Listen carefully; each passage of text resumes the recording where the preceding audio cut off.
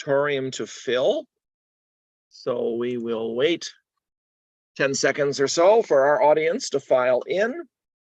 The virtual curtain is still closed, and we will open it up in a second once we have our audience established here. We have a few more people still coming in. It seems to accelerate sometimes.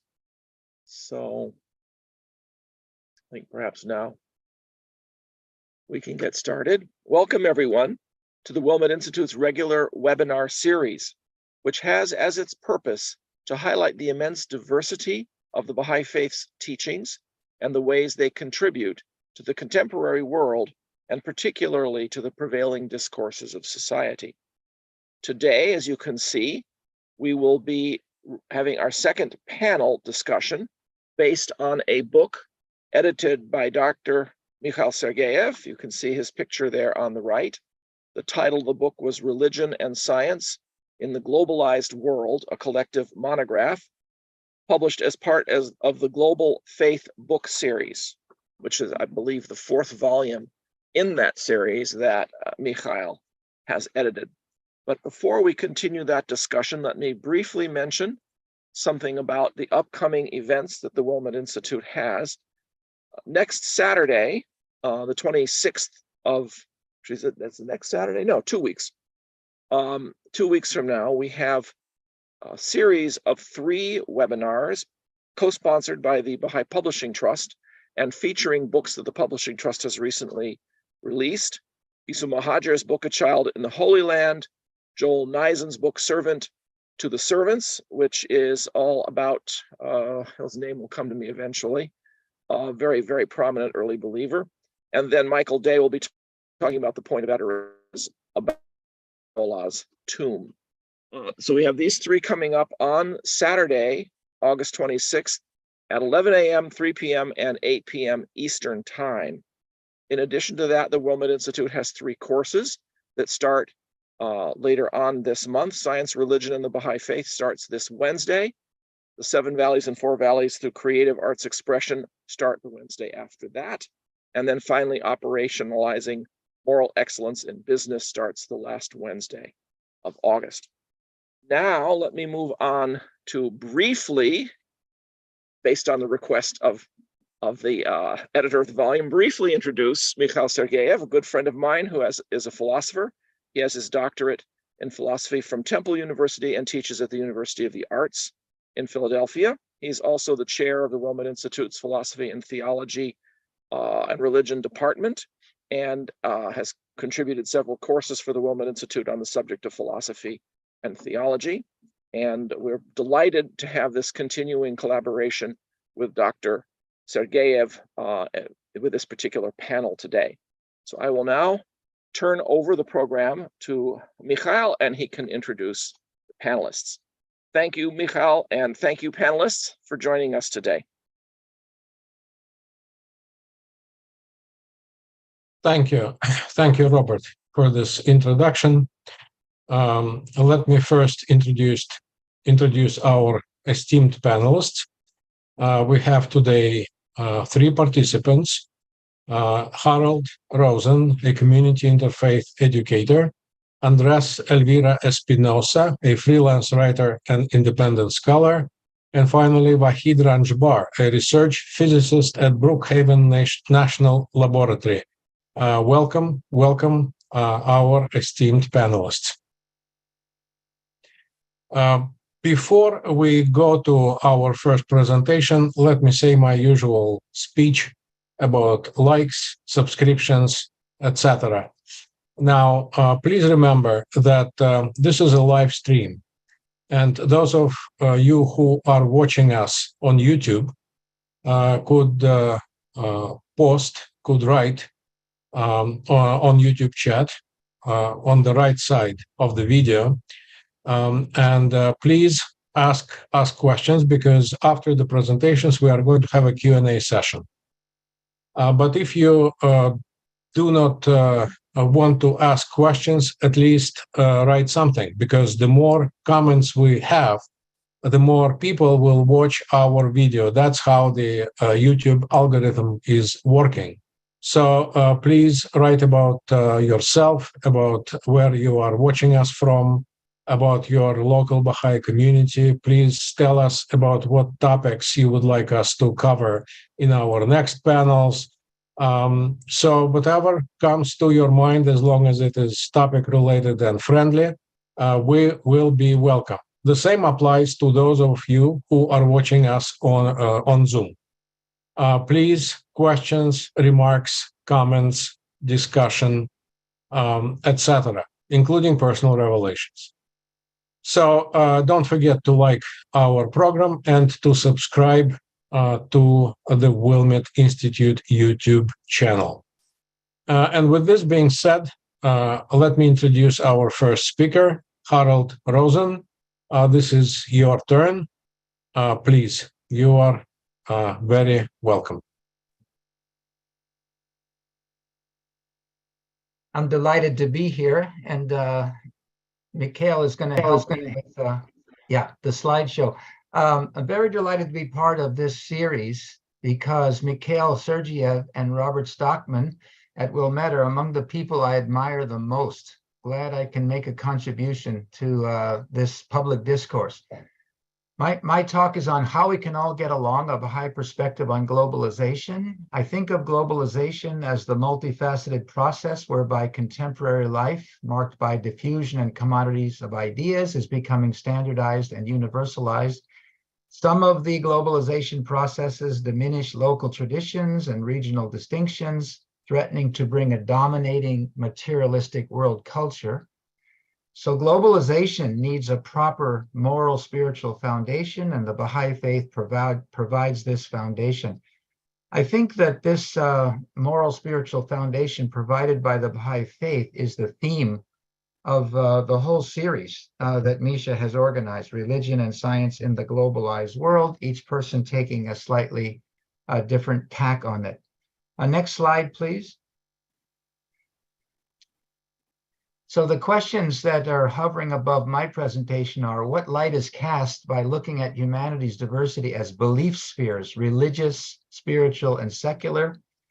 Can effective means of integration and progress among belief spheres be identified and nurtured? What historical developments led to the separation of religion, spirituality, and secularity? In other words, there was once a time, maybe all of human history up until 500 years ago, when religion, spirituality, and secularity were all tightly integrated, but now they've become separate. What would an integrative and progressive secularity look like? Can prejudicial beliefs, prone to conflict, ultimately be reconciled? And most importantly, how can we contribute to more vibrant, integrative communities and a more united world?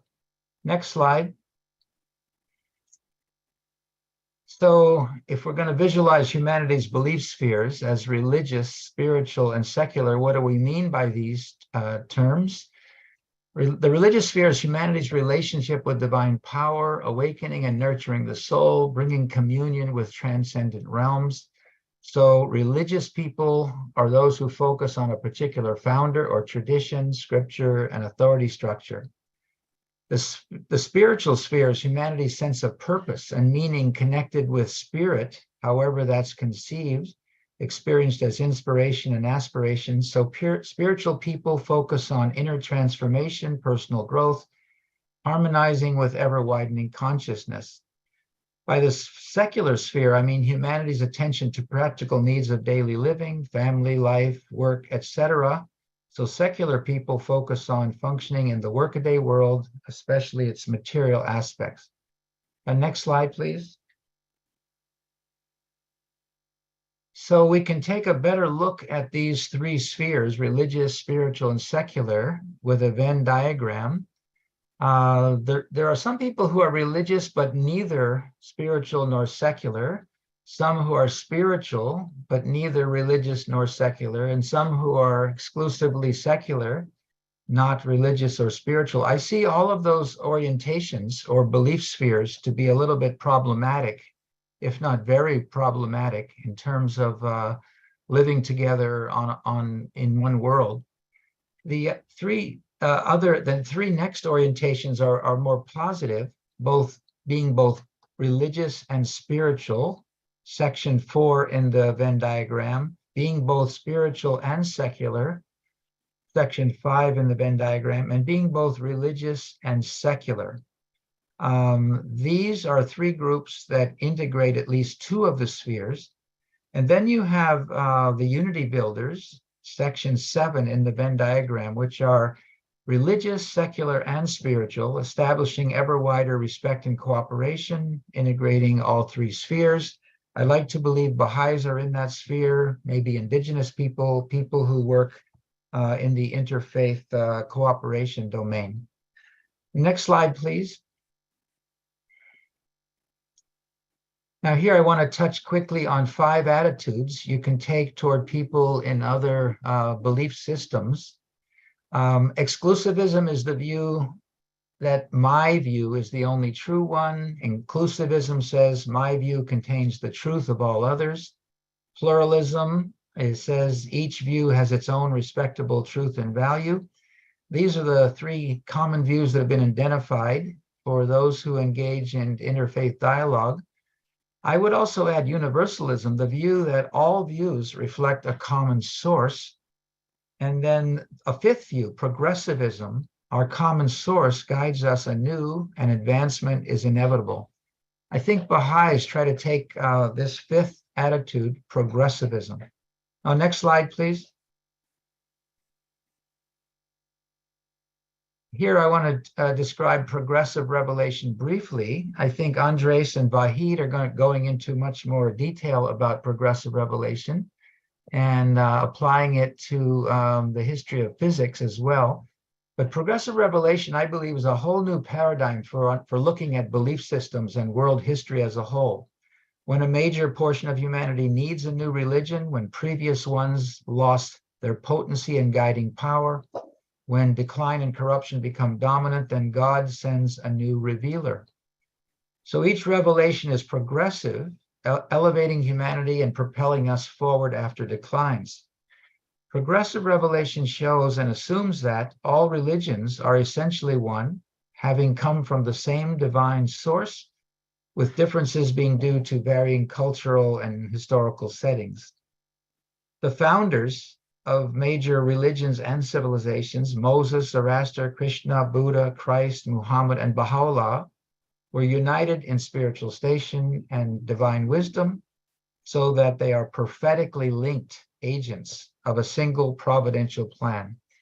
That is the macro view of progressive revelation, which I think casts light on all other fields of human understanding. Next slide, please. Here I want to point out that the term secularity and secularization and secularism are related, but don't mean exactly the same thing. These terms, I think, came into humanity's consciousness over the last 400 or 500 years. Secularity is concerned with the needs of daily living, whether as individuals or collectives, with or without religious and spiritual influence. Secularization is the process whereby the religious sphere gradually loses its social significance. But that's a process that can be reversed, I believe. And secularism is a rather harsh ideology, I believe, deliberately focusing on this worldly matters, turning away from and excluding religious and spiritual spheres. Next slide, please. Here is a quick panoramic view of religious history before secularization, so going up to about 500 years ago. I'm not going to try to touch on all of this, but starting from, say, Abraham, with Abraham's revelation, we have a theme of faithfulness to one God. With Moses's revelation, we have a theme of obedience to divine covenants. With Krishna's Dharma, we have a theme of devotion to the avatar and dutiful action. With Zoroaster's revelation, distinguishing good and evil and establishing heaven on earth. Buddha's Dharma, with a theme of compassion for suffering and attaining nirvana. Jesus's revelation, sacrificial love and attaining the kingdom of heaven. Muhammad's revelation, submission to one God, and building a spiritual nation. The thing that is so exciting and thrilling to me is that the revelations have themes that are complementary, not contradictory, as if the same divine educator were active in all of the major world religions. Next slide, please. So here we have a panoramic quick view of religious history after the secularization process. I'm simply pointing to a lot of historical processes that separated the religious sphere and the secular sphere and the spiritual sphere, the age of exploration, colonialism, the scientific revolution, wars of religion, something called the Enlightenment in Europe.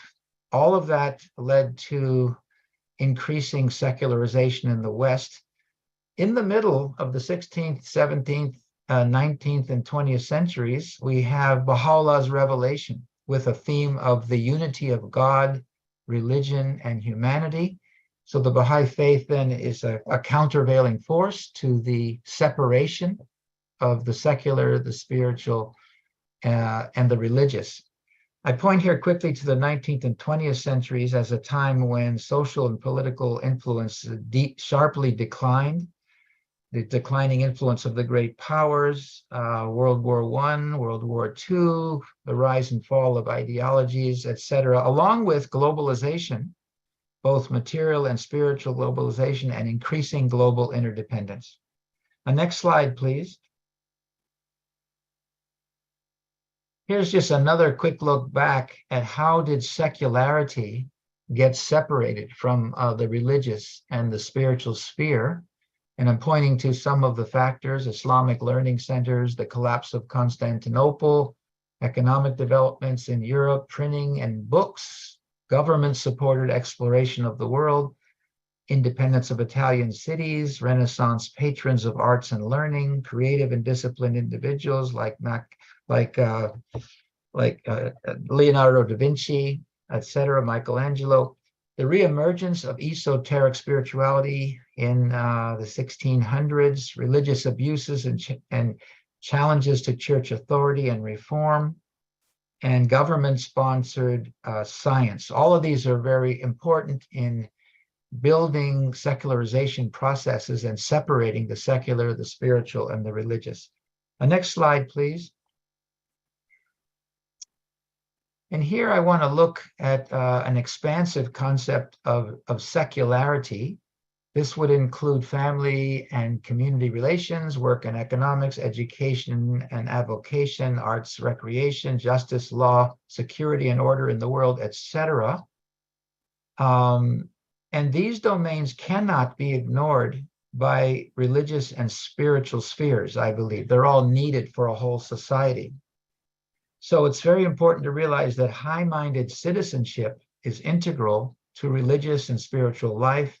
Good citizens embrace ethical concerns for the common good, requiring constructive participation in secular domains. Therefore, an integrative and progressive secularity would be extremely important to provide in any national or cultural context.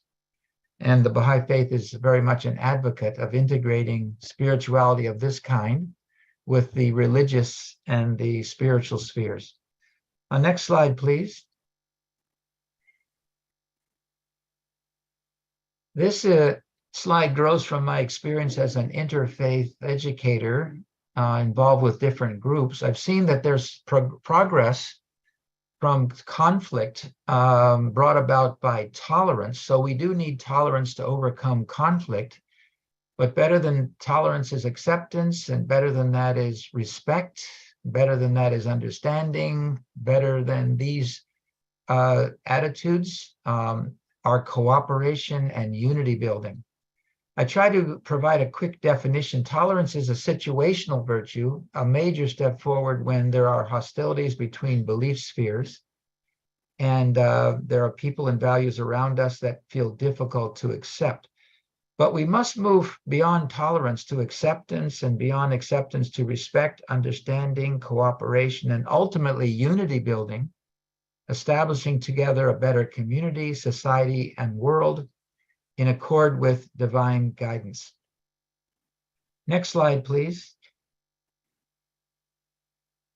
And now Baha'u'lláh, the founder of the Baha'i faith, has provided some strategies for reconciliation between different belief systems and belief spheres.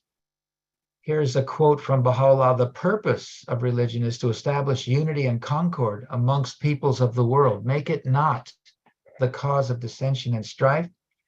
I found Mujan Momen's article called "The God of Baha'u'lláh" very, very exciting, because it mentions Baha'u'llah's strategies for reconciliation. These are principles which, if adopted by members of different belief spheres or belief systems, could help resolve divergent beliefs. Very, very important principles. One, there is some truth in all major theological philosophical views. Two, human beings have finite minds and cannot comprehend ultimate reality. Three, each can discern a portion of truth relative to the individual's viewpoint and framework. Four, human concepts of ultimate reality actually refer to impersonal or personal manifestations, which all the members of the world religions believe in, either an impersonal or a personal manifestation of the divine. And five, unity building, virtue development, and establishing universal justice are practical considerations that override theoretical and conceptual debates, as referred to in the first four principles. So Baha'u'lláh provided definite strategies for reconciliation between different belief spheres and different belief systems. Next slide, please, and we're on the home stretch for my presentation. I want to quickly describe community building from a Baha'i perspective, and I've adopted some language that I think is more inviting to people from different religious, secular, and spiritual perspectives. I call this the 4 Ps. So what I'm describing, I think, is a Baha'i method of building communities in ever wider circles and ultimately helping unite the world. The 4 Ps would be praying, or devotion and worship brought to every part of our deliberation. Pondering means meditating or discerning, doing some reading and reflecting, looking at contextual realities. All of that is pondering. Planning is taking the next step, a consultative or deliberative process of designating steps, actually taking steps and building on the fruit of the praying and the pondering that we do. And then the 4th P is performing, action and implementation of the details of our planning process. So praying, pondering, planning, and performing are processes that are cyclical. That is, once they're brought to any endeavor, they need to be done again. After one cycle of these activities ends, a new one begins, building upon learnings of previous cycles. And I believe that a process like this accounts for spiritual renaissances that have decorated history. When you have rulers or leaders that emphasize an atmosphere of prayer, pondering, planning, and performing, you move society forward in marked progress. Okay, last slide. Thank you. Last slide. I conclude that we can almost all get along. There are indeed constructive and progressive aspects of the here-to-stay globalization process, including things like the Baha'i approach to consultation, reconciliation, and community building. Humanity can grow ever more loving, capable, and unified as the family of God. But, this is a big but manifesting our glorious potential individually and collectively requires decades, maybe even centuries of patient discipline and activities such as the 4 Ps, cultivating virtues, interfaith understanding and cooperation, collaborative problem solving, resilience in spite of calamities, breakdowns yielding breakthroughs, socio-cultural evolution, or in one phrase, the transformative unity building in ever widening circles. And I think this is what the essence of the Baha'i faith is, to bring about transformative unity building in ever wider circles. Let me close with part of a beautiful prayer. O thou kind Lord, unite all. Let the religions agree and make the nations one, so that they may see each other as one family and the whole earth as one home. May they all live together in perfect harmony. Gladden our hearts through the fragrance of thy love. Brighten our eyes through the light of thy guidance. Delight our ears with the melody of thy word, and shelter us all in the stronghold of thy providence. Thou art the mighty and powerful. Thou art the giving. Thou art the one who overlooketh the shortcomings of all mankind. Thank you so much for your attention. I'm looking forward to the other presentations. Thank you, Harold, for your wonderful presentation. And before we move on to the second presenter, let me say a couple of words to our viewers. I see that people are coming, both on Zoom and on YouTube. And for the latecomers, let me remind you again that this is a live stream. And during the live stream, you can actually ask questions. We will reserve those questions for the Q&A session at the end of the panel. But we will have enough time to consider your questions. So please don't be shy, ask questions, or simply post some comments. Tell us where are you watching us from, for example. What do you think about the topic of this panel? What other topics would you prefer to be discussed in the future? Now that will help us consider what topics to choose, and also will boost the number of views of this video, because that's how the YouTube algorithm actually works.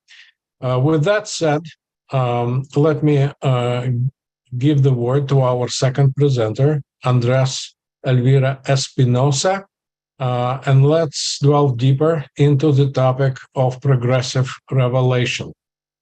Please, Andres.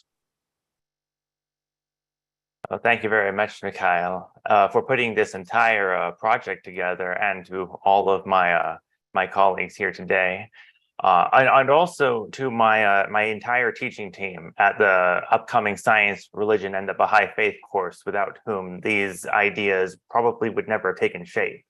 And welcome, everyone. I'll try to be brief and concise, because my thesis here is more of a proposal than anything, and a modest one at that. And it begins with what I think most of us have experienced as the current state of the relationship between science and religion in both a modern quotidian dialogue and academia. And that's the consideration of science and religion as being either mutually exclusive worldviews between which one must choose, or as some form of bifurcated magisteria, which can exist in juxtaposition, but never the twain shall meet. Now, in order to transcend this model, we have to take a deeper look at both science and religion. And the first thing that we're going to find is that in science, there's an endeavor in progress that isn't being shared in religion. And that's the search for some kind of a so-called theory of everything, like string theory or quantum loop gravity or something else, which is meant to reconcile relativity and quantum mechanics to incontrovertibly proven, but nonetheless completely incompatible models of reality, which would explain the whole of physical existence in the most parsimonious equations. Why is nothing like this being sought in religion? Why is there no single point of unity or any parsimony being sought for why there is such a plurality of religions across the entire world? And I suggest that progressive revelation, as Harold has already overviewed, serves as that type of unified field theory in mainstream religion, and can serve as the most parsimonious and explanatorily holistic model of why religion exists in the world in the way that it does. And the best part about that is that you don't have to fully accept the Baha'i writings or even the existence of the Baha'i dispensation in order to accept progressive revelation as this type of theory of everything.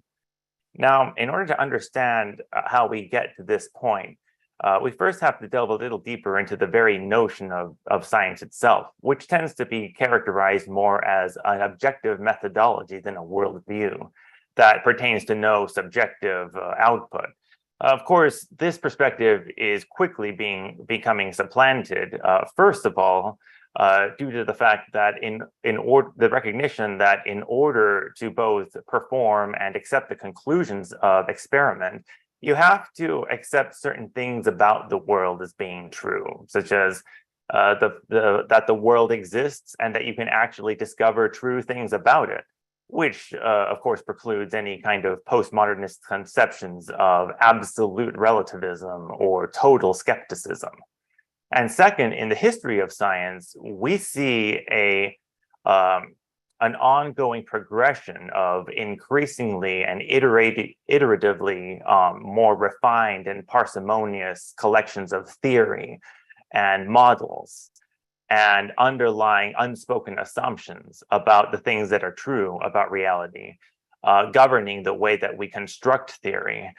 Thomas Kuhn outlined this in his magnum opus, and we see this process in real life in the supplanting, for example, of the geocentric solar model with the heliocentric, or of alchemy by inorganic chemistry, miasmic versus germ theories of diseases, continental drift by plate tectonics, and so on and so forth. But this demonstrates how the power of science to reduce the myriad diversity of physical phenomenon to the smallest number of explanations. And today, everything that exists can be placed somewhere inside these two models of reality, relativity and the standard model of particle physics, of course. All that's really left is to discover some kind of a unified field theory that brings them both together, and that would explain pretty much, or single-handedly explain pretty much everything that exists in this world, at least, of course, in this universe. An implication of all of this, of course, is that scientific knowledge becomes somehow paradoxically both durable and relative. It's durable because our approach to learning about how the world works hasn't really changed all that much. The technology has changed, absolutely. But our construction of theory doesn't really change, but it is nonetheless subject to a relative perspective, a relative paradigm that is subject to shifting, a perspective of what we assume to be true about the world. Now, if this were not the case, then you would expect, as an alchemist operating by principles of alchemy today, to be able to learn just as much about the world as an inorganic chemist in a modern day laboratory. But that never actually happens, does it? Now, let's take this perspective into religion. In mainstream theological and comparative religious studies, religion tends to be defined under one of two characterizations, which tends to be either focused on the substance of what a religion believes in, or the communitarian or congregational implications thereof. Now, the Baha'i definition of religion is much more straightforward and unambiguous. And as we can see here from these direct quotations, there is a telos being introduced to religion by the Baha'i faith that was never present before in the previous dispensations, which is that in order for religion to qualify as true religion, so-called, it must maximize unity between people. And if it becomes divisive, then other quotations make it very clear that it's preferable that one dispense with religion completely rather than become divisive, as we can see here in Shoghi Effendi's uncompromising diagnosis of the religions today. And an implication of this, of course, is that our ability, our freedom to interpret scripture and tradition and ritual are highly constrained. They're constrained by a principle of unity that doesn't portend to any divisiveness being introduced into religion. Think very carefully about how many sectarian controversies could be completely and permanently erased by the application of this principle to the whole of religious studies and to the practice of religion in general. And that brings us to the substance of our thesis, which is progressive revelation as that parsimonious and explanatorily holistic theory of everything for all of the religions and for mainstream religious studies. As Baha'is know, in order for progressive revelation to be accepted, you have to, like science, accept some worldview import regarding the spiritual history of the world. I think the second premise is the one that is the most powerful in illustrating progressive revelation as the most parsimonious theory by the bifurcation of spiritual and social laws. And all that's left after that is to understand some sort of factual basis deriving from the scriptures of the world, upon which progressive revelation can be formulated as this unified field theory. And I suggest that a common thread that can be discovered in each of the religions is through their comparative eschatologies. We all know that every one of the religions are awaiting some kind of messianic figure who will revitalize and redeem that religion for the whole of the planet. And this has actually been done before. Hand of the Cause of God, William Sears chronicled his discovery of the Baha'i faith in his book, The Strange Case of the Missing Millennium. And incredibly, he wasn't even looking for the Baha'i faith. He just wanted to understand why the messianic fervor of 1844 happened. And what he discovered completely by himself was that all of the religions were looking for their Messiah in the wrong places. That was accomplished by a sports newscaster. How much more easily should it be reaccomplished by specialists in theological studies? Now, I won't spend too much time on these implications of progressive revelation because they just follow through naturally from the premises of progressive revelation. But if we look at the bottommost bullet point, we find religious truth under progressive revelation as being coinciding perfectly with what we've concluded of scientific truth, but paradoxically durable and relative simultaneously. Justice is a virtue throughout every dispensation, incontrovertibly, but the execution of justice through the social laws of the religion change. And trying to apply the social laws of a past religion to modernity is like trying to navigate through Europe with a map of the first century. Now, of course, one of the strongest objections, and probably the most natural and understandable objection to progressive revelation in this way, is both by fellow theologians, but also detractors of religion in general, would be simply a citation of the incredible diversity of the religions with the claim that they are completely irreconcilable. And I don't claim to have an ultimate solution to this objection, but I think that it can be adequately addressed. I submit this schema for the simplification of the diversity of the religions of the world as something that can simplify that diversity and make progressive revelation more parsimonious as a theological theory of everything. It's relatively straightforward.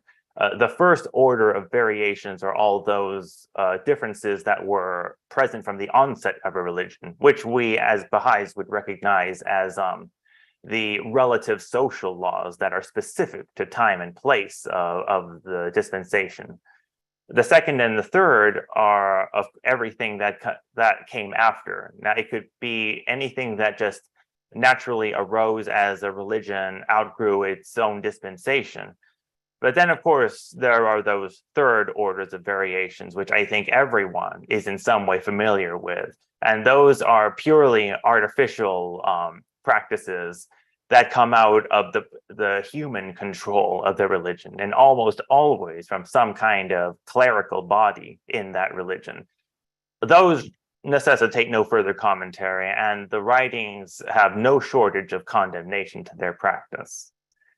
So just in conclusion to all of this, I would just like to point out that the very need for these iterative processes, whether it's by human agency in the sciences or by divine revelation, are simply a byproduct of our being limited, imperfect, and non-omniscient beings. The very fact that we're limited simply necessitates that physical and divine reality be uncovered iteratively rather than absolutely. And even Baha'is will recognize that despite the unprecedented power of this faith, that after 1,000 years, maybe after more than 1,000 years, it will nonetheless go exactly the same way as every dispensation before it, as every supplanted scientific paradigm has before. And that is simply a consequence of our nature as human beings. Everything must give way. Thank you.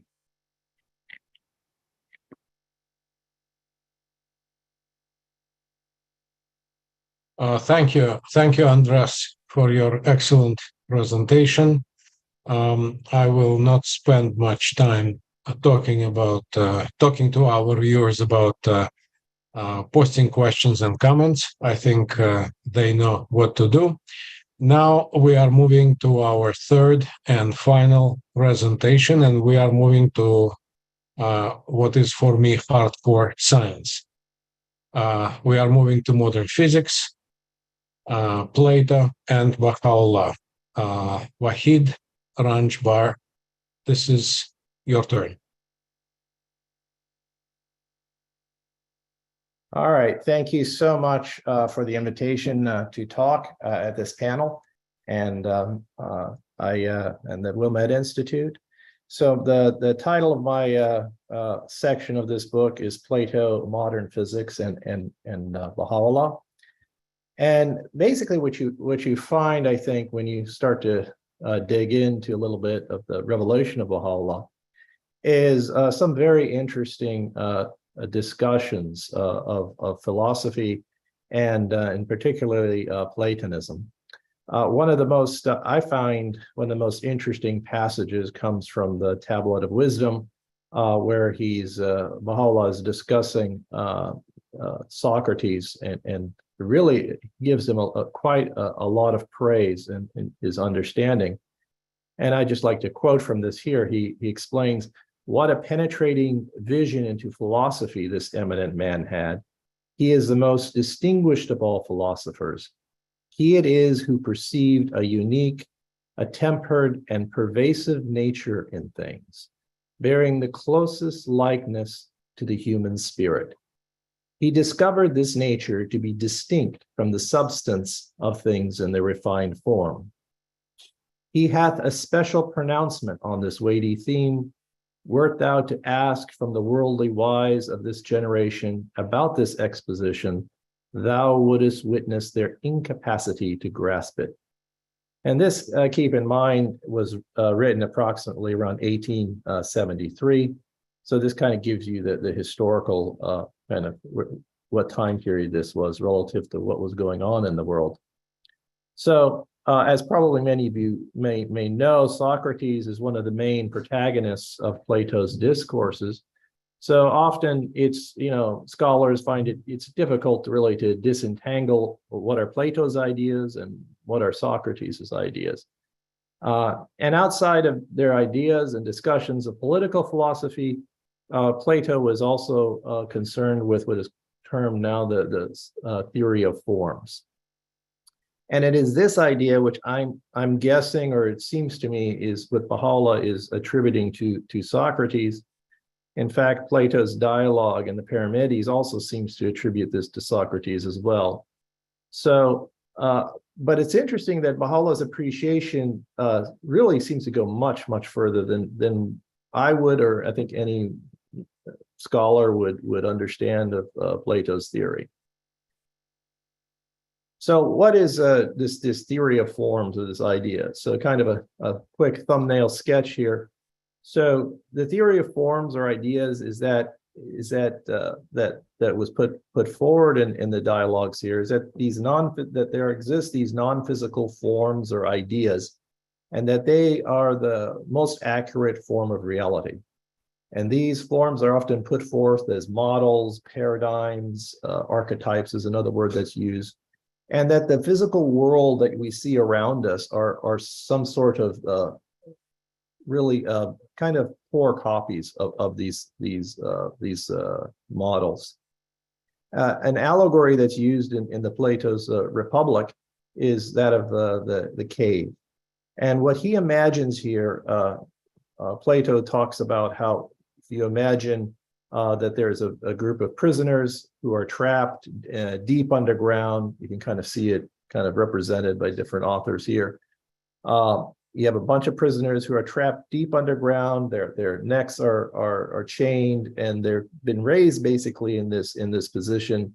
And in front of them on the wall are these shadows that are cast. And there are people then that bring different types of items, and they bring it in front of the light, and the shadow of them gets cast on the wall. And they can't see anything else, and so they assume that this is the world. This is all that there is that in existence, are these shadows that are cast on this wall. And so the story goes that one of the individuals, the prisoners, manages to free himself from his shackles, and he slowly kind of goes out into the outside world, and then realizes, oh no, this is just shadows. There's all these world going on outside, and then he comes back down to tell the prisoners about this. And so this is kind of an analogy for the enlightened philosopher, or we might say a spiritually enlightened person, who basically realizes that what's going on in this physical universe are not really real in any sense, that they're kind of shadows of the real true reality. So this type of idea, where there's this idea that there's this kind of archetype that exists, and the separation between it, sometimes it'll be referred to as an essence of a thing, and this really held powerful sway over thought, over both Christian and Islamic thought for many years. And that's because it really actually fits very well with their theologies of this idea of the spiritual world and the physical world. However, by the Middle Ages, you had nominalists like William Ockham of Ockham's Razor, and also much later the British empiricists, David Hume especially, really rejected this idea of this Platonic notion of an essence existing apart from a physical reality. And indeed, this viewpoint now is dominant in the present day scientific thought. The idea of an essence beyond what can be directly measured is looked on really as a type of pseudoscience. However, there still exists this growing view, though, that somehow that math is somehow really important, and that this mathematics represents the true nature of reality.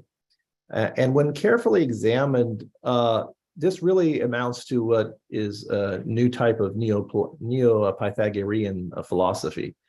And if you understand neo-Pythagoreanism, you really understand that it's really kind of a retelling.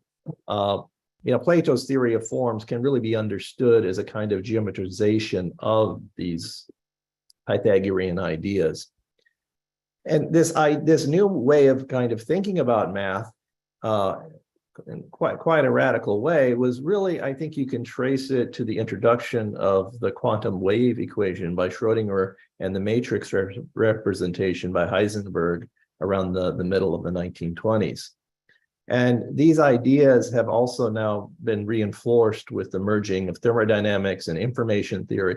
So there's kind of a lot of evidence that kind of points to this idea that really there's this abstract realm, there's this mathematics that really represent maybe more true representation of reality than what we see in front of us. And I believe this idea fits very comfortably with the ideas that Baha'u'lláh has put forward in the Tablet of Wisdom. So beginning with the new interpretation of the quantum wave function, you see there was this basic difficulty when quantum mechanics was first introduced. And it was successfully used to describe the behavior of the electron, especially the behavior of the electron in the atom and the different energy levels that it gave rise to. Was that when you actually worked about and looked at this wave function, that it was explicitly non-physical, and this was due to the fact that inside of the mathematics of it is that you were actually dealing with what are known as imaginary numbers. So these were complex valued objects, and so they were explicitly non-physical in a way. And so they didn't really assume a physical meaning until they were actually measured and integrated, and then they would generate these probabilities that then you could then assign a physical value to. So there was a lot of discussion back and forth in the community at this time, and which I honestly still exists to the present day. But the kind of solution that was settled on, more or less, that was begrudgingly accepted, let's just say, was attributed to Born, and where he basically said, well, it's just statistics. The square modulus of this wave function, it yields a probability density. It's a purely mathematical, non-physical thing, and it's distinct from the object measured. This is called the Copenhagen interpretation. And this solution was really hated, I think, by most scientists, and particularly by Einstein and his colleagues. And they put forward a famous paper, which they tried to debunk this idea, called the EPR paradox, or paper. These are the initials of Einstein, Podolsky, and Rosen. And basically, they were trying to debunk the ideas of quantum mechanics. And in the process, they really actually, strangely enough, introduced this new idea of quantum entanglement, because the implications of what they were basically talking about led to this idea. And they basically introduced this idea in order to say, oh, well, it's impossible. You'd have faster than light communication between things. And well, it turns out that type of correlation that you can have between objects as a result of quantum mechanics actually is true, and it has been measured and it exists. You don't get faster than light communication, but there is still this correlation, which really subverts the very physicality of what we're talking about when we talk about this quantum wave equation. So what has really, I think, one of the important philosophical consequences of quantum mechanics is exactly this separation between the object measured and the mathematical form that gives rise to the object. So you can imagine, or I think it's not a short leap to realize that these mathematical forms are really similar to the Platonic form, in that they exist apart from typical space and time, yet they exist, and they are expressed in the physical world also in a manner quite similar to the casting of shadows. When you actually look at the mathematical process of doing these, calculating these probabilities, it's really very similar to it's called a projection operation. It's very similar to how you would cast a shadow, in a physical sense. And then there is this idea that then emerges a concept of a field, and which a field which really is not a physical thing. It's this field that permeates all of space. Additional philosophical idea that got introduced is that the existence of real, true non-determinism, not just that we don't know what things are going on, that in physics at a fundamental level, there are things which occur for no known reason. And the famous physicist von Neumann actually has a nice kind of classification between these two types of physics that we observe here. One is what he calls causal physics, which is the one that you're probably typically familiar with, which if you look at the laws of gravity, electromagnetism, they are law obeying in the sense that if you know how things are, the initial conditions are going to be, or the boundary conditions for them, you can exactly predict how they're going to evolve and where they came from. Then there's acausal physics, as he termed it, which really occurs whenever you take a measurement in quantum mechanics, where it can collapse to a whole slew of different possibilities. And which one it's going to pick is really, it's called random, but it occurs when we say it's random, we just are admitting ignorance. We're saying that we don't know or cannot produce a physical model that will tell us exactly which one it's going to is going to collapse to. So this actually, these ideas have very deep implications, I believe, for the origins of order, and this also back to this Platonic idea of the eternity of forms. So really, you have a kind of return. The field, this idea of the field, I think, has really brought back the ideas of Plato and Socrates. The novel conception of the wave function as this non-physical thing really paved the way for the modern conception of the field. And that's this thing which permeates all of space, yet is devoid of the common properties that we would normally associate with the physical thing that has space and time. So it's not physical in this normal sense of that word, though people will quibble what you mean by when you say physical. And this is so much so that even the founders, many of you listen to the discussions, the philosophical discussions of many of the founders of quantum mechanics, including Werner Heisenberg. He says a famous quote that I think modern physics has definitely decided in favor of Plato. In fact, the smallest units of matter are not physical objects in the ordinary sense. They are forms, ideas, which can be expressed unambiguously only in mathematical language. So if we now go back and reconsider Baha'u'llah's praise of Socrates and kind of parse what he is saying here, you see that it actually starts to make sense a little bit more, and quite, to me at least, is quite amazing. The innovation that he attributes to the Greek philosophers is now even more explicitly consistent with this idea of a field than Plato's theory of forms that is currently understood. At the very least, it's much more descriptive. It would seem, at least to my reading, that he is describing within the limits of the language available to him the existence of this modern concept of a field. If you reflect on what the word spirit really means, when you say the word spirit, you understand that the first order understanding is that it contains both the concepts of non-physicality and pervasiveness. And these are really the benchmarks of what we're talking about when we say that a field exists in the modern conception of this word. In fact, he even uses the word pervasive as if to emphasize this aspect. And then he goes on to say a very interesting thing, I find. He finally also states that the people of his generation were incapable of grasping the implications of this idea, which to me is an interesting point, since Plato's theory of forms was, of course, well known and thoroughly studied for millennia.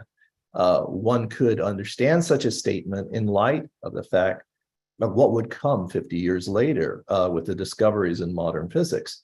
The important difference, however, is that he kind of seems to go even further by implying the word things, that this type of relationship may not just exist between the basic particles of matter, but even well beyond that. At least that's my kind of interpretation or reading of it. What's also, I think, fascinating, if you start to dig into Abdu'l-Bahá's writings, he also talks at length also about many Neoplatonic ideas, such as the arc of ascent and descent, but he also talks a little bit about things which seem to have some bearing on kind of the discoveries that would then come later in modern physics. He seems to, in many places, and many Baha'i authors have kind of pointed this out, that it describes a theory. First of all, he uses ether, which was the kind of idea that existed during his age, that basically believed that the medium that that first of all, that electromagnetic waves which comprise of light and the electromagnetic forces, that they reside in this field which is made of ethereal matter. That there's this ether that kind of exists, permeates all space. But during the classical physics, the idea was that, well, this ether is a physical thing. It has physical substance, and thus you can experience forces of inertia and all this. And what we found out with the revolution in Einstein, it's not that I think is commonly misunderstood. It's not that we dispensed with this idea of ether. We kind of rebranded it and called it the quantum field. There's still a field. There's still a thing that's kind of there. It's just not a physical thing. I think that's the key point, at least not in the typical sense of that word.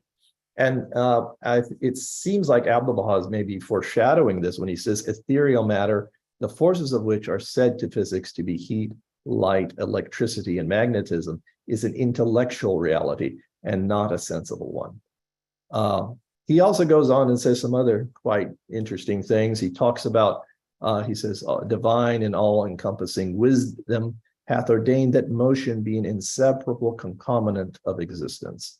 And this is a very well-known and understood consequence, again, relating back to quantum mechanics of the Heisenberg uncertainty principle, which basically says that you cannot both know the position and the velocity of something exactly at the same time. And the implications of this is that you cannot ever reach what is known as absolute zero Kelvin or zero temperature, that everything is always going to have some velocity of motion to it. And so even space itself is this bubbly type of thing that's always going to exist. And again, Abdu'l-Baha then goes on to say a void is impossible and inconceivable. And again, another consequence of that is that empty space is actually not really empty. Underlying it is that field from which particles can pop in and out of existence. So moving on, there's also some, I think, indications that we can think of the Word of God as kind of a Platonic universal. So Baha'u'lláh says, again in the Law Hikmat, he explains that the Word of God, which is the cause of the entire creation, while all else besides his word are but the creatures and effect thereof. Verily thy Lord is the expounder, the all-wise. Know thou, moreover, that the Word of God, exalted be his glory, is higher and far superior to that which the senses can perceive. For it is sanctified from any property or substance. It transcendeth the limitation of known elements and is exalted above all essential and recognized substances. It became manifest without any syllable or sound, and is none but the command of God which pervadeth all created things. It hath never been withheld from the world of being. So if you think about it, in its very simplest first order understanding, a word is really a kind of container for information. And as we kind of maybe I alluded to earlier, is that there's this really interesting connection between information and the rise of order. Which is beginning to be understood. That there's a correspondence between kind of how entropy moves around and information, and this is really kind of the subject of information theory. One way to understand this relationship is by considering what is a very famous paradox, which was born at the beginning of thermodynamics by none other than Maxwell, who was the author of electromagnetic theory. And what he proposed was something which really kind of made people a little bit wonder about thermodynamics. So the idea here in thermodynamics is that things will proceed to states of higher and higher in entropy. But when we say entropy, we're really talking about this kind of mixing of things where things become more and more symmetric and more evenly distributed. So if you look at like a drop of ink inside of a glass of water, you'll see that it'll spread to evenly encompass everything. And then when you look at it, you won't see any dynamics occurring after it's fully mixed and fully in equilibrium. So this was observed with steam engines. And so what he imagined was, and so the idea is that when something is totally mixed and perfectly mixed, you're not going to get any work out of it. You're not going to get any more energy work to move a steam engine, for example. So if you can imagine you had a hot reservoir and you had a cold reservoir, the idea is that you can use the hot particles to push a steam engine and extract work out of that. But then once those gases become totally mixed, you can't do anything with that. You can't get any more work out of it. And so what Maxwell kind of thought about was this thought experiment where he imagined that you're in that state where you're perfectly mixed. Now you put this wall between them with a little hole between those two arbitrary sections of the gas. And then there's a little demon that sorts these things are bopping around, moving. And then whenever he sees a cold one or a fast one, he opens the door. And when he sees ones that's slow, he shuts the door. And thus, in this way, he sorts them. And then all of a sudden you have the hot on one side, the cold on the other side, and you can drive a steam engine and get work out of it. And so this troubled physicists because this seems to violate the second law of thermodynamics. And they didn't know what to do with this for many, many years. And finally, what it became understood is that what was really going on had to relate back to information that is being stored and the information that's being stored by the demon, that you had to account for what is going on in the brain of the demon. And that is what allows you to account for the entropy loss.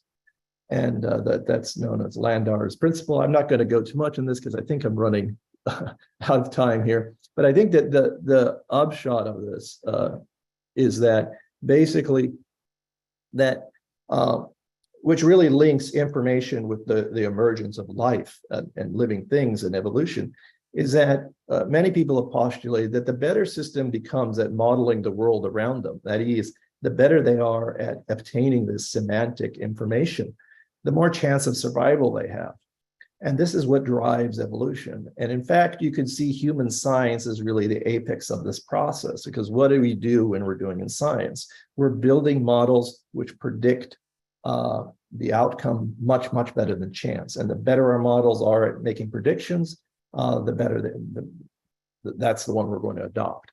And that's kind of really a nutshell of what science is sort of about on one level, which is interesting to me because I think it kind of encompasses or at least echoes something that Baha'u'lláh says when he says, "I've entrusted every created thing with a sign of his knowledge, so that none of his creatures may be deprived of its share in expressing, each according to its capacity and rank, this knowledge. This sign is a mirror of his beauty in the world of creation.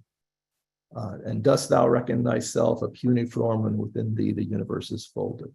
You are probably all aware of this quote. So there's lots of indication that really what human beings are doing and what the world is, first of all, everything kind of represents this kind of sign of his knowledge. And that what we are doing as humans is that we're kind of reflecting that beauty, which is the beauty of God. And it is in that unfolding process of reflecting his beauty that evolution and our advancement progresses. So let me go here to the next. So there's also in this tablet, I think, an interesting joining of empiricism with rationality, and also hinting at the, I think, later discussions of the harmony of science and religion. He talks about basically enjoining people to actually not just think about the world, but to look at the world, to ponder it, to study it. And in there, you're going to find, the God, the image of God inscribed therein. So I'm not going to read that again because we're running, I think, low on time here. So, and I believe that this paragraph in the Law Hikmat and the one that follows it, where he discusses that basically nature is the immediate cause of creation. Well, nature is a manifestation of my name, the Maker. that these really form, in my opinion, the backbone of Baha'i principle of harmony between science and religion. And this is then, I think, reinforced by Abdu'l-Baha's statement that the third principle or teaching of Baha'u'lláh is the oneness of religion and science, and any religious belief which is not comfortable with scientific proof and investigation is superstition. And so this forces the followers of Baha'u'lláh to always return to the benchmark of empirical observation of nature and be prepared to subject their interpretations of scripture to the rigors of experimental observation. And I think ultimately, I think it's even said in some places that nature is held up as another kind of book of God. So to conclude,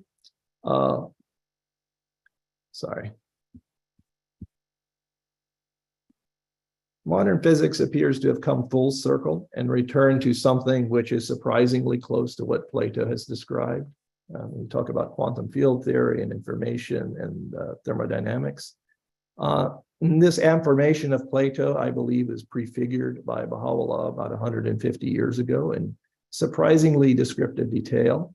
Abdu'l-Baha also identified several key concepts in physics decades before their discovery and in his writings, and they seem to point to more, which I think may warrant a serious study. And that's it. Thank you.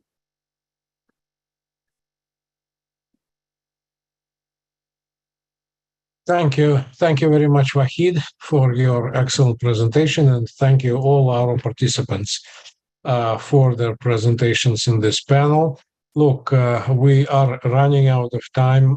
We are live streaming for already more than 1 hour, so I don't think we are going to have a huge Q&A session. We will limit our session to several questions, probably the most important ones.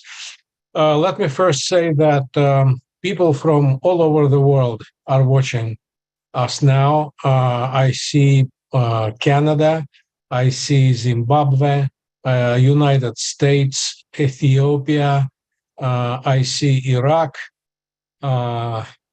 Sub-Saharan Africa. So we salute all people from all over the world that are watching us right now. Now, let me begin the questions with the issue of science and religion.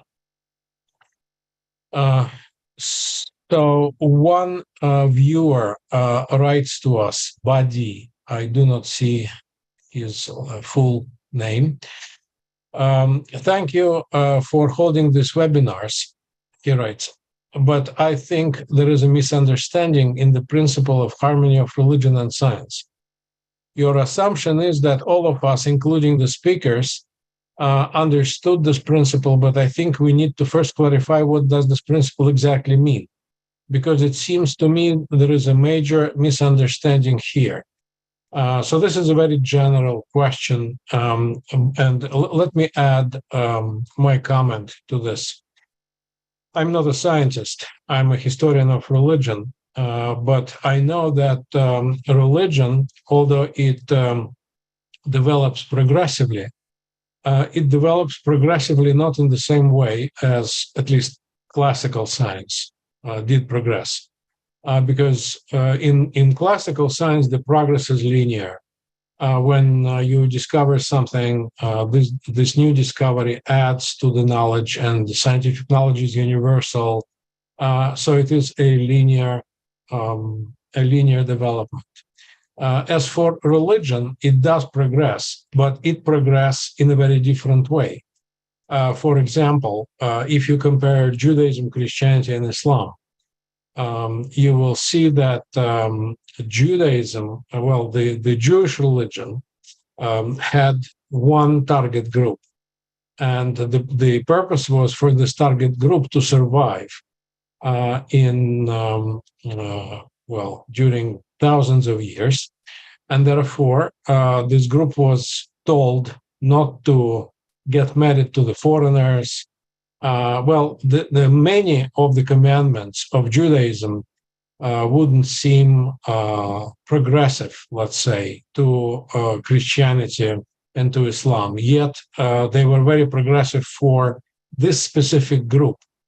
And if we compare Christianity and Islam, we will see that not all of the features of Islam are progressive, so to say, if we compare it to Christianity, simply because Christianity was born 6 centuries before Islam, but the places where those religions were born, the Roman Empire and Arabia, had very different levels of cultural and social development. So therefore, what may be progressive for Christians was regressive for Muslims. And in fact, what was progressive for Christians and Muslims may have been regressive, seen as regressive for pagans, etc. So religion progresses like that, and science progresses like that. That is my understanding of the so-called unity of religion. They are not the same. They may be two wings of one eagle, but these are two different ways of dealing with the world. So I rest my case and I give the floor to you, to your comments. So I think there's a deep thing. We could probably talk on this for a long time about what do you mean when you say harmony of science and religion. I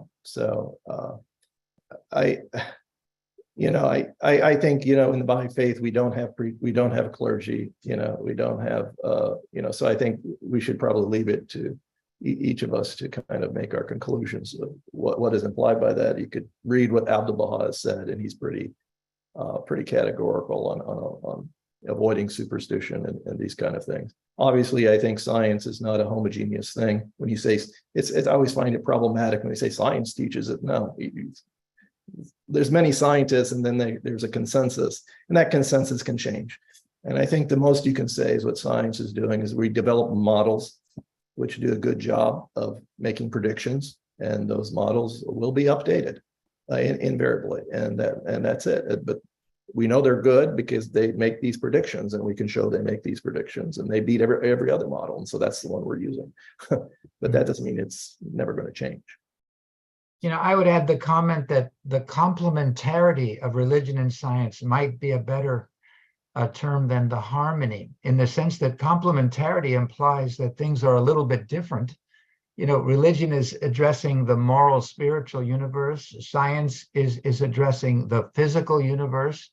But Baha'i metaphysics says that the material realm and the spiritual realm are interrelated, intimately interrelated. So, I agree with what Vahid is saying. Eventually, in other words, there's many sub areas that could be looked at, but complementarity of religion and science to me is a more accurate, all-embracing term, because it implies there's different functions, right, and different specialties within science and religion, yet a lot of overlapping area. And in fact, as science and spirituality evolve, the overlap will become more and more obvious. I think maybe 50 years ago, we didn't have books about physics and mysticism. And then we started to have a few, and, the dancing Woolley masters, etc. In other words, it will be, the complementarity will become more and more clear as humanity evolves and sees that reality is unified and yet has material and spiritual dimensions. And if I could add just one quick thing, I agree wholeheartedly with both of those perspectives. And in fact, I think that complementarity might be a more precise definition, because even though they are meant to be, science and religion are meant to be harmonious, it doesn't necessarily mean that, and they describe the same reality, but that doesn't necessarily mean that they are expected to someday be synthesized into a single subject. That, unfortunately, is what could characterize the attempt made by creation science, so-called, to try and describe mythology by scientific explanations, which is essentially what it's reducible to. Now, I think that the harmony of science and religion can be found in multiple places, And in my presentation in particular, I was trying to illustrate it both by the parallel iterative processes, which again are not exact. And that's because science operates by human agency, while revelation operates by an external and fully autonomous agency of which we have no control, but is nonetheless all wise and therefore holds a greater knowledge base than we could ever match. But also it applies where I had specified that hermeneutics are constrained, therefore, by the principle of unity. And the only way that we see whether a hermeneutic is unifying is to see it in action. So we could have this brilliant hermeneutic of scripture, an interpretation of a principle, and we could debate forever on whether this is going to unite people or divide them. But the place where we will usually find out is in its real life execution. And in order for the two to be harmonious, we need to be open to see what effect that hermeneutic will have on humankind in reality, not just in theory. And from that experience, one can predict what hermeneutics will be uniting and which will be divisive, simply from drawing from experience, which is exactly what science is about, data gathering from experimentation. So I think there are numerous places where science and religion intersect. I think those are only a few of them.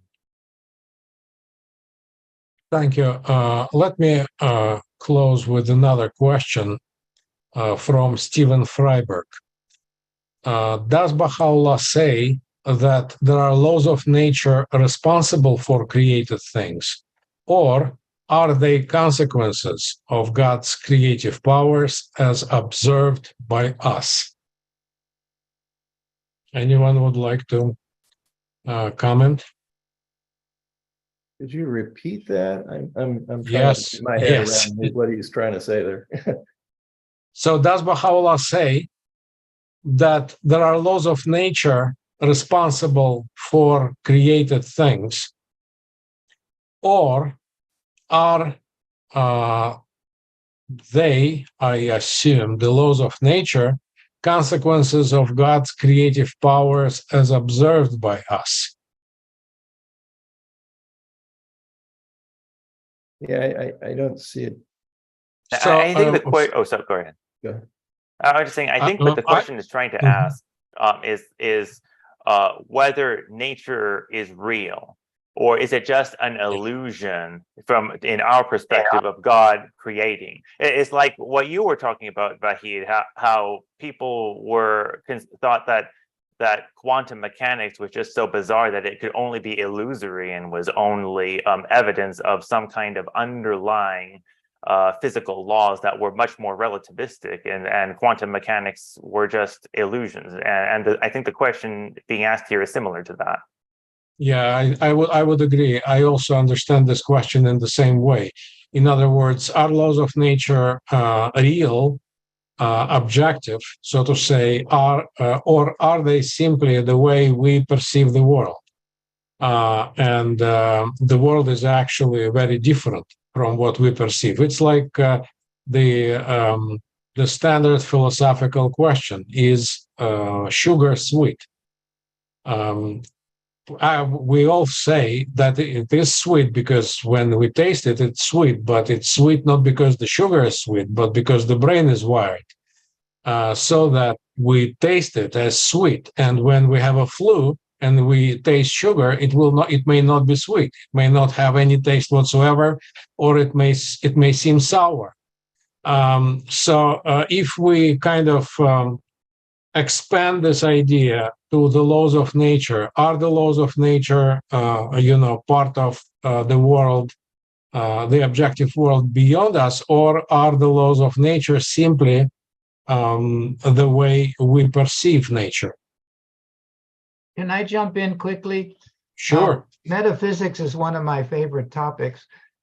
Looking at the two highest realms of reality, the highest one perhaps called divine or ultimate realm, we're told that that's an unknowable essence.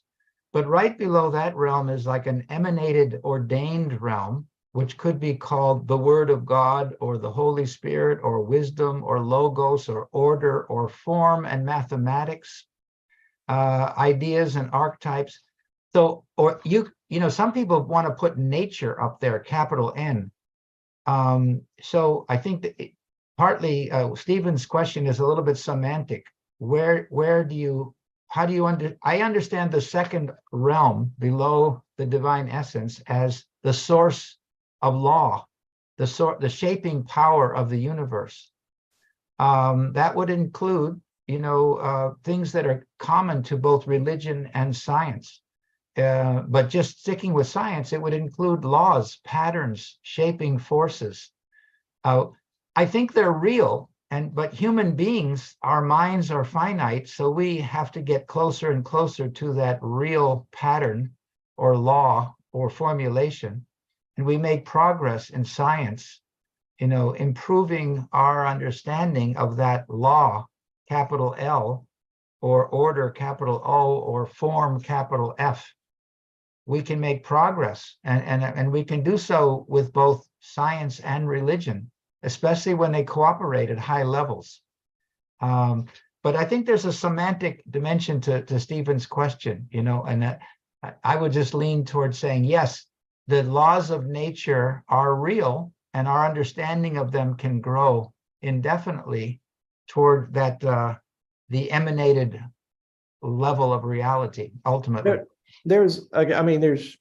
I think from the Baha'i writings perspective, I think, you know, Abdu'l-Baha says, you know, there's a law, there's a universal law. I mean, that's one of the some answer questions. And also in this passage I quoted, you know, he's talking about nature is an expression of the will of God, you know. So I think these are real things. I mean, nature has real laws. Now, do we know what those is? Our understanding of those real laws, what those laws are, that's debatable. There's probably obviously a separation between what our knowledge can encompass and what's really underlying nature. We can improve, though. That's progressive science and progressive revelation. There's also an interesting idea that kind of maybe touches on this idea is Carlo Rovelli. He's a physicist, kind of / philosopher, and his ideas seem maybe resonate with this a little bit, in that he has an interpretation of quantum mechanics, which basically makes it based on the individual, the observer. So the reality of the objective reality is dependent on the observer, and that's it, you know. So you can have contradictory objective realities depending on the observer. So in other words, it's kind of a relational. I see it as a kind of a relational construct, and I think that could be true. But that still doesn't, I think, negate the idea that there's a law that emanates from a creator, in a sense that he is establishing these possibility of these relationships. If I could throw in, oh, sorry. Go ahead, Andres. I'm just going to say just one last thought building on that. And I'm sorry that I can't quote directly, but there is some place in some answered questions where we are told that this world, the material world, is nothing more, is an illusion, but specifically that it is a mirror or a shadow of an underlying reality. So that suggests that reality isn't necessarily happening the way that we perceive it, because after all, our sense perception is nothing more than what we evolved by natural selection in order to survive, in order to perceive the color spectrum and the range of pitches that we can perceive. So there's more happening in the world than we're capable of perceiving. But that's not to say that nothing is happening. Something is happening. We're just constrained by our ability to perceive it. Even if you were, like some physicists suggest by the holographic model, that reality could be reducible to just a two-dimensional plane of pure information, and we're all just encoded onto this plane, like the singularity of a black hole. Nonetheless, there's activity there.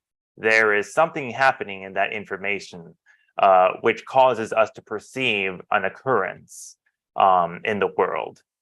Now, I don't know if this other idea is supplemental to that, relates too much to Stephen's question, but there is a theological model called process theology that suggests the notion, it sort of tries to transcend our common conception of our relationship with God, God being perceived as being in absolute control of everything, including human decision making, while process theologists suggest the possibility that God's dominion actually manifests through his granting a degree of absolute autonomy to his creation that is essentially, a sign of maturity, the ability for an offspring, for example, to be able to fend for themselves and make even the wrongest decisions independently without any kind of coercion or manipulation.